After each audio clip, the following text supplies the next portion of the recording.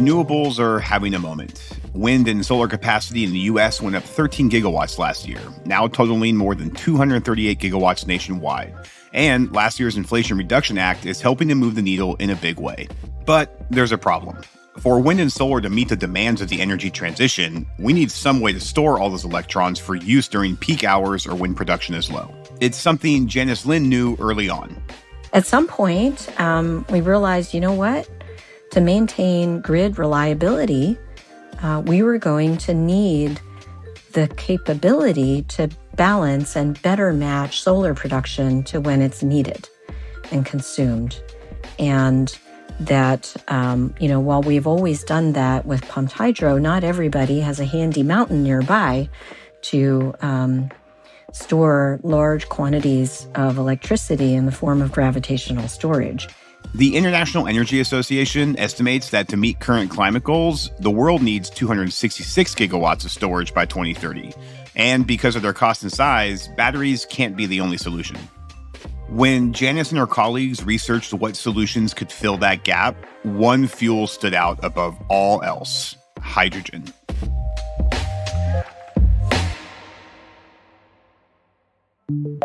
Another application for hydrogen that has experts excited is the ability to use it for storing renewable energy that would otherwise be wasted. What's really made hydrogen come on the scene now is the simple fact that we have so much renewable power on the electric grid in places like California and Texas, which we didn't have 15 years ago. But with all this renewable power on the grid, we are now getting substantial curtailments of electricity, which is a market signal that we need storage. And so the reason hydrogen's really caught on right now is people are realizing it's really sort of an ideal way to store renewable power for long periods of time. It's one of the most abundant elements in the universe, and we already make tons of it for use in oil refining and fertilizer production.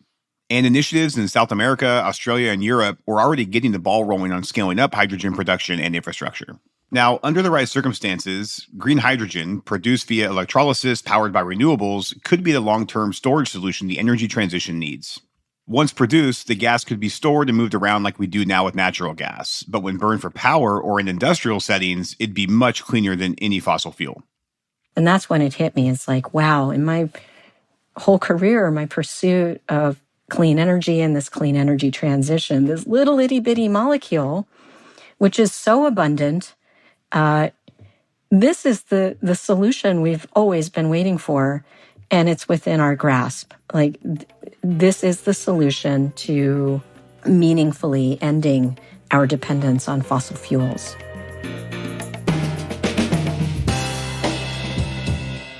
This is With Great Power, a show about the people building the future grid today. I'm Brad Langley. Some people say utilities are slow to change, or they don't innovate fast enough. And while it might not always seem like the most cutting-edge industry, there are lots of really smart people working really hard to make the grid cleaner, more reliable, and customer-centric. This week, I'm speaking with Janice Lin, founder and president of the Green Hydrogen Coalition and founder and CEO of Stratogen.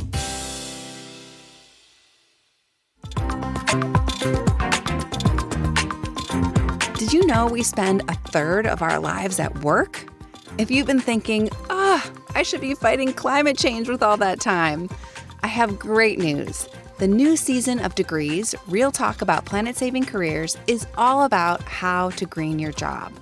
Come join us and follow and listen to Degrees on your favorite podcast listening app today. After shepherding other organizations towards their decarbonization goals through her consulting work at Stratogen, Janice has now set her sights on tackling the problem of long-term storage through green hydrogen. Now her coalition is trying to help different sectors of the economy figure out how to build out and deploy green hydrogen on a larger scale, and to raise awareness along the way. Change is happening fast in clean and green hydrogen, but there's very little awareness and understanding among the general public. And this is something that we all need to focus on more. And we don't have the answers to everything. And so where there are no answers, we need to get on the same page and study it together. After spending 20 years working in tech and energy, she understands what it takes to implement change at all levels of the industry. But before we dug in, I asked her for a primer on what makes green hydrogen the go-to fuel for the storage of renewable energy. There's so many ways to make it. And this little molecule, just like other molecules, liquid or gaseous, can be stored. It can be stored indefinitely. And we already store hydrogen. Now it's mostly gray hydrogen today in very large quantities in underground salt domes. So this is commercially done today. There are several in commercial operation in the US already. And so I like to think of this mass scale storage of hydrogen as, we've always had strategic petroleum reserves. Well, now we can have strategic renewable energy reserves.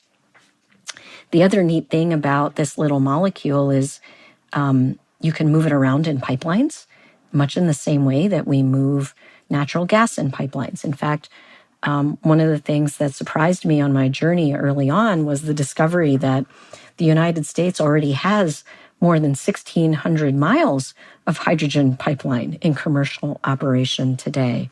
Most of it's in the Gulf, but, there's on the order of about 20 miles of hydrogen pipeline in downtown Los Angeles. Well, not really downtown, near, connecting the oil refineries near the ports. We have the ability to store this hydrogen in a small distributed fashion too, in gaseous form and liquid form. Anytime you've driven by an oil refinery and you see a big white ball with legs, it's storing hydrogen. So this is nothing new. And what is new is the ability to make the hydrogen out of a renewable feedstock and leverage much of this existing infrastructure. Of course, we need to build lots more, but then to use that amazing little molecule, and my starting point was the power sector, to really get to 100% renewables, because we will need that clean, firm, dispatchable power.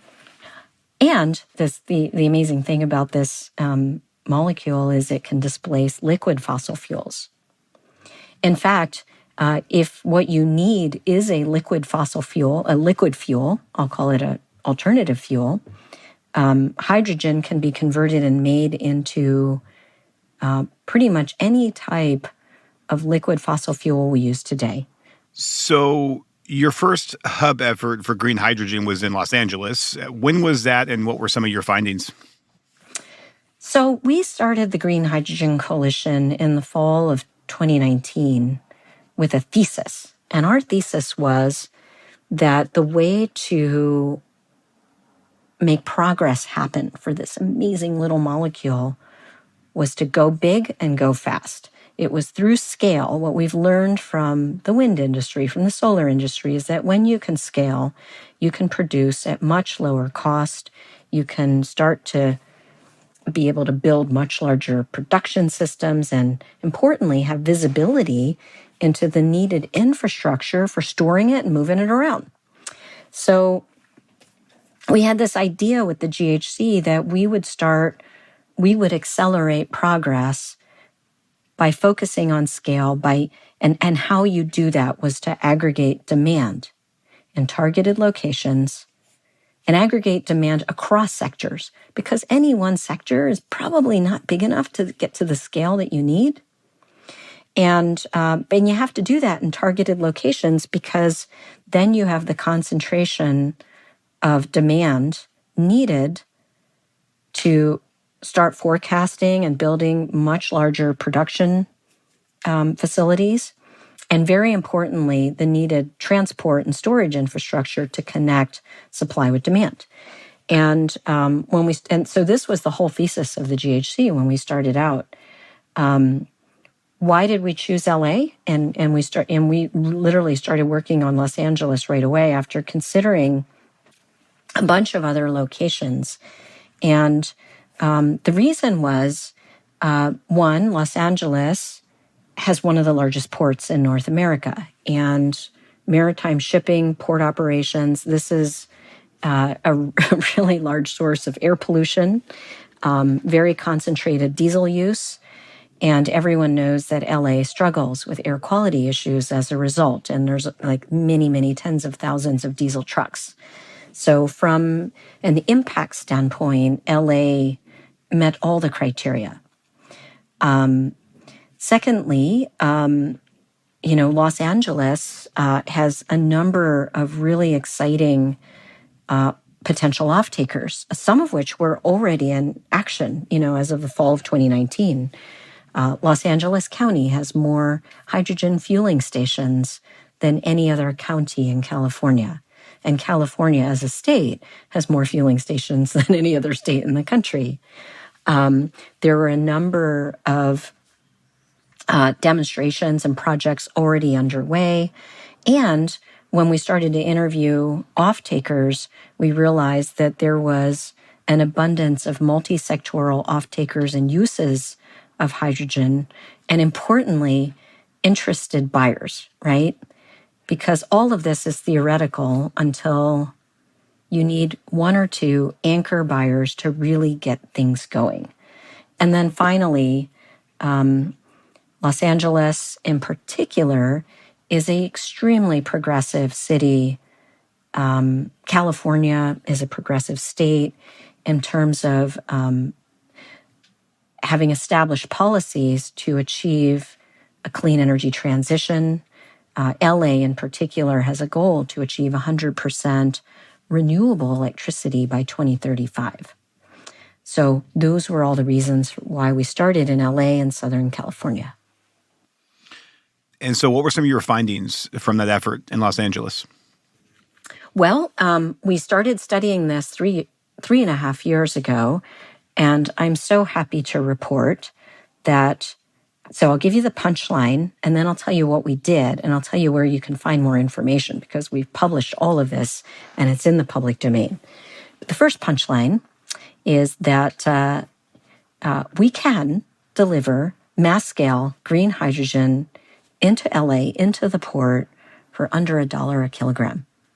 Now, that's super exciting because when you think about a kilogram of hydrogen, it has the equivalent energy content of about a gallon of diesel or gasoline. And if we can get to under a kilogram, that means there's a very attractive value proposition.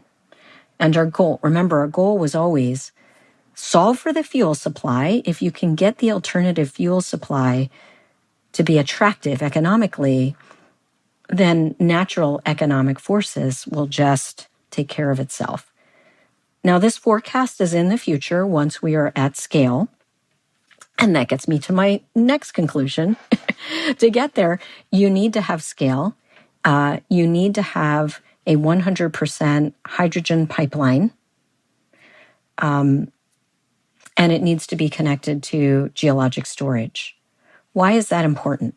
And by the way, we did look at alternatives. We said, well, can we just make the hydrogen in Los Angeles? The answer is no. There's not enough space for the scale of production that's needed. We looked at, can you just move electrons and, make the production facilities be far outside Los Angeles and move electrons through the transmission system and electrolytically produce the hydrogen locally? Unfortunately, the transmission system doesn't have enough capacity for the scale we're talking about, and it was far more expensive. The conclusion was the lowest cost solution was to move the molecules in a 100% hydrogen pipeline. You could get started with some blending in the natural gas pipeline, but the scale and scope, I think that's the thing that was pretty awesome is, well, there's a lot of fossil fuel use when you start to look across sectors, not just the power sector, but transport, heavy-duty trucking, terminal operations, the airport, aviation. We need a pipeline to bring it in. And the other really exciting conclusions, because as part of our 3-year journey, we also looked at what some of the other ancillary benefits would be, and the air quality benefits of displacing diesel, especially in a lot of these heavy-duty transport and terminal operations uses, were profound. We have maps in our report that show it in a 4 kilometer by 4 kilometer layout on a map, and you see literally whole neighborhoods going from heavily polluted to measurably cleaner skies. Not surprisingly, this improvement follows major highway routes. And the really good news is many of these air quality improvements are happening in neighborhoods that most need these improvements, right? These are communities that have long suffered from the effects of diesel and other fossil fuel combustion. And we did a job study too, and this was in partnership with the University of California, Irvine. And because the vision that we created spans on the production side multiple sectors, we looked at lowest cost electrolytic production. That involves water, so it's going to involve some water infrastructure. It involves pipelines, downstream fueling station infrastructure. When you take that all together, what we found was that many of the jobs, because this region employs a lot of people in the oil and gas sector, many of the jobs that are needed to create this new infrastructure necessarily must come from the oil and gas sector. And in fact, we would create more jobs than that sector currently employs, which is really good news from an economic development standpoint for the region. Now, I say that all of these findings, this is what's possible in the future. What we didn't focus on so much is how you get there. And I say there's a million ways to get to that vision, and the fastest pathway of progress is by working in a co-creative way with the communities that are most affected. So we also had a number of recommendations on how to do that, and that collaboration is urgently needed. What is the state of the technology behind green hydrogen now? You talked about the Los Angeles project. You also talked about the importance of scale. So talk to me a little bit about where we are from a technology standpoint as it relates to green hydrogen. Here's the beauty of this, and what I love about green hydrogen, and remember, our whole thing is urgency, right? We have to go faster. Everything that we've envisioned in our vision for Los Angeles, including, and we've done a scaled hub analysis for the Southeast, for North and South Carolina as well. Same results, directionally. And what I love about it is every piece of the ecosystem that's needed to achieve that vision already commercially exists today. Now, it may not be made in a factory that's operating 24/7. So it's got some scaling. We have some supply chain issues. We have some big infrastructure to build, but we have the toolkit. And really what stands in our way of faster progress is creating alignment in that ecosystem so we can start bringing, and by the way, the capital exists too. There are a lot of infrastructure investors that are ready to go. But it's the alignment of the whole ecosystem, not just in any one project, that makes the whole thing work. Talk me through some specific use cases of green hydrogen in our effort to decarbonize. Sure. So I support electrification and, converting as many uses as we can to clean electricity where it makes sense. And an example and a use case of one that would be hard, really hard to electrify, directly electrify with a battery, is maritime shipping and aviation, right? In fact, I would say aviation is one of those applications where I think for a long time, folks just assume that's one that will never be able to decarbonize.